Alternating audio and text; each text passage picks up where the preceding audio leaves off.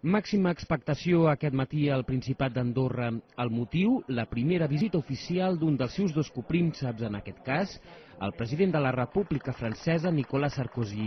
Rebut amb els màxims honors, Sarkozy en la seva curta visita ha tingut temps d'estar present en el ple del Consell General, reunir-se 15 minuts amb l'altre copríncep, l'arquebisbe d'Urgell, Joan Enric Vives, i fer un discurs als ciutadans andorrans que s'han congregat a la plaça del Poble.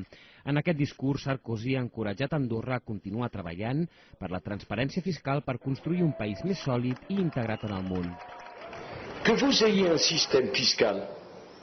Que Andorra tingui un sistema fiscal més competitiu que el dels seus veïns és legítim i ningú pot qüestionar-ho.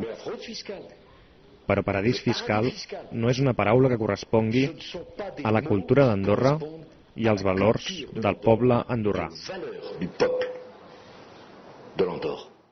El president francès ha refermat també el compromís de cooperació amb el govern andorrà en matèria d'educació per tal que els estudiants puguin continuar accedint a les universitats franceses i en infraestructures per així millorar la comunicació entre ambdós països.